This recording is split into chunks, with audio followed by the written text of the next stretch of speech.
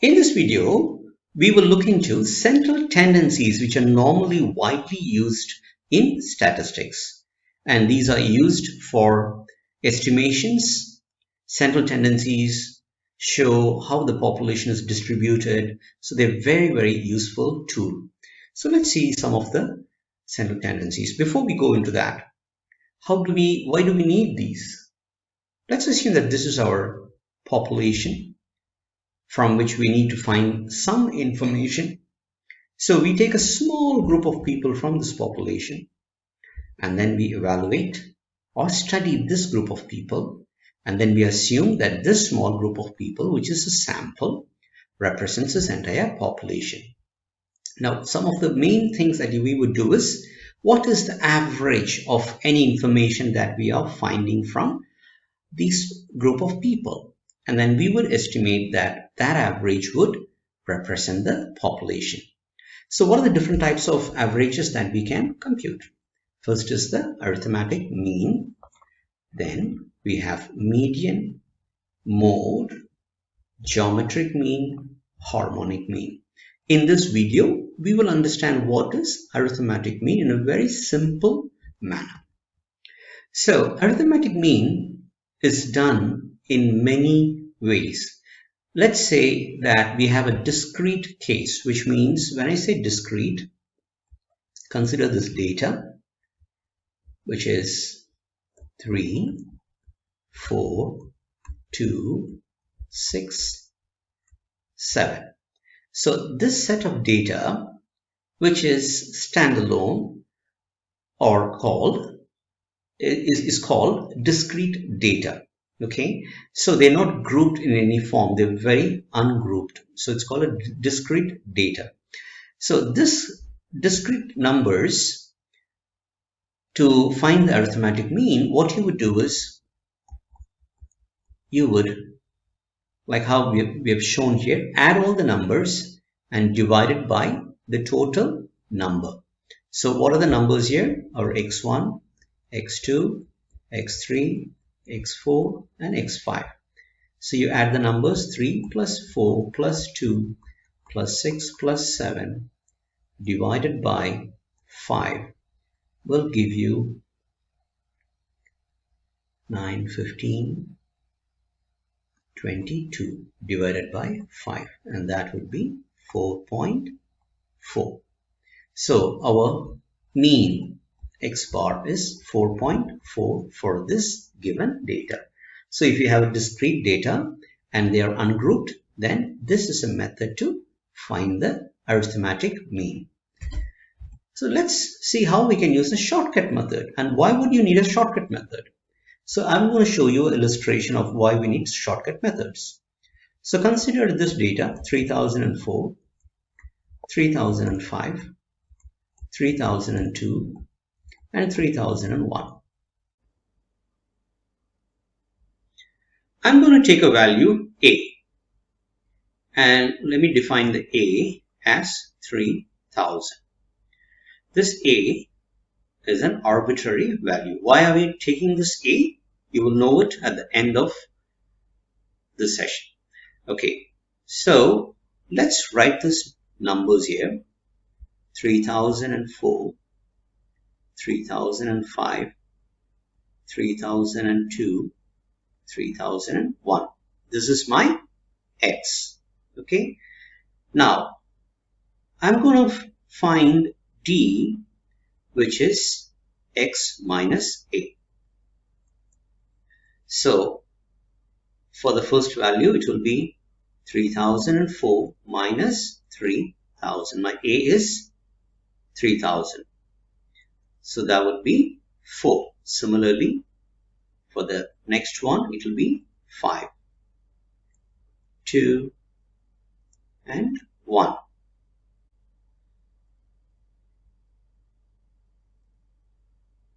Now, my sigma D would be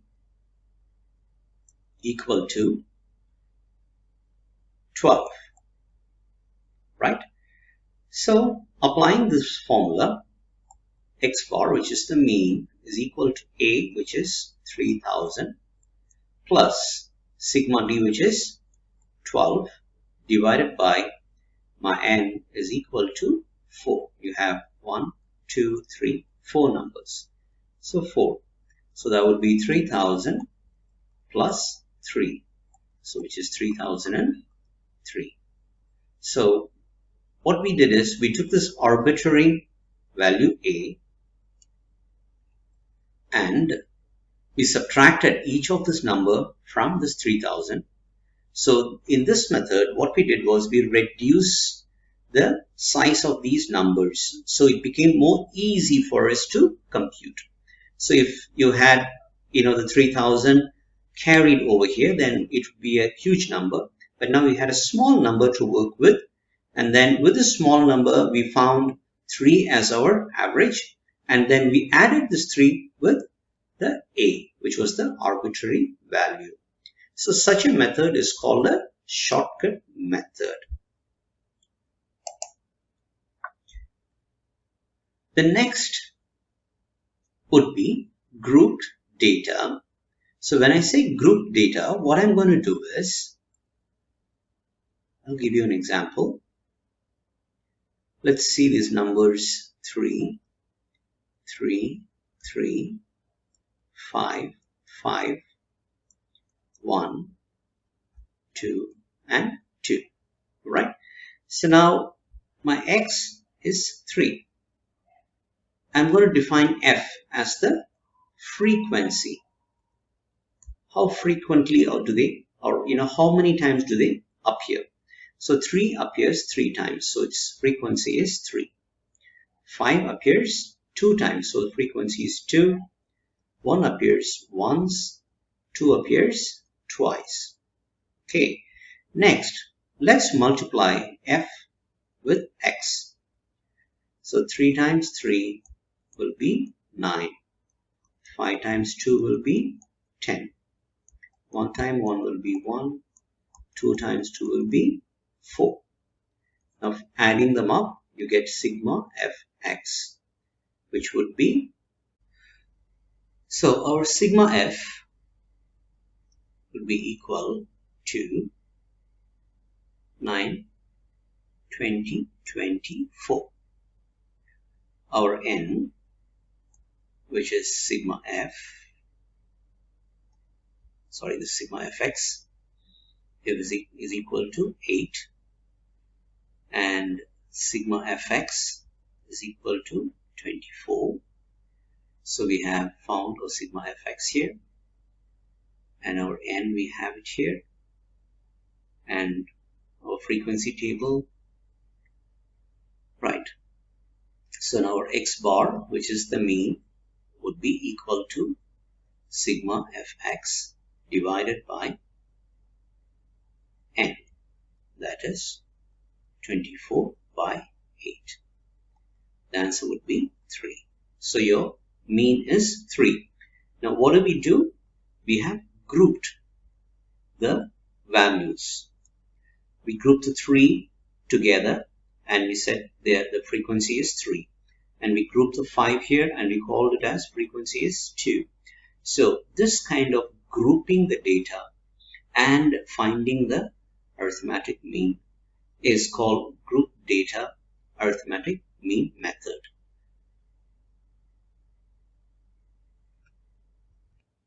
The last method that we're going to see is group data shortcut method.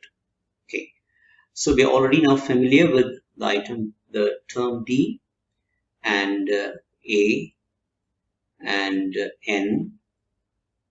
All right, so we are familiar with all these terms, but here in this method, I'm not going to take arbitrary value. I'm going to assume a which is called assumed mean.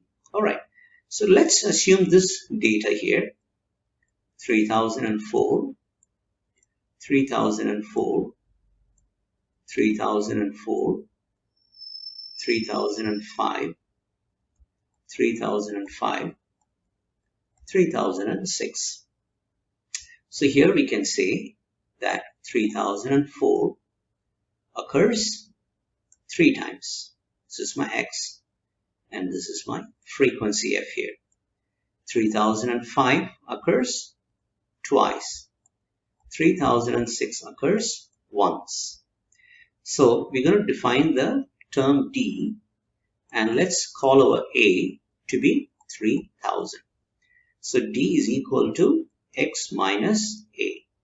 So x minus A would be 3004 minus 3000 would be 4. And this will be 5. And this will be 6.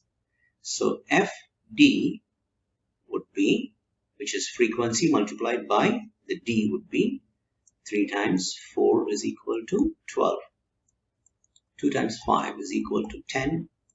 1 times 6 is equal to 6. So sigma FD will be equal to 2228. Okay. So our mean x bar will be A, which is our assumed mean here, plus sigma FD from this formula divided by n. And our n here is, if we add the sigma f, that would be 6. N is 6. So this would be 3000 plus 28 divided by 6. And 28 divided by 6 would be plus 4.66. So your answer would be 3004.66. So that's our arithmetic mean. So we use the shortcut method of having assumed mean, and we found the arithmetic mean.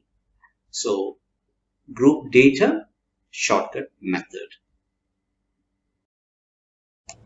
Thank you for watching Math Tutorial Anand. Please like, and you can comment if you have any questions, and do not forget to subscribe to get more videos like this.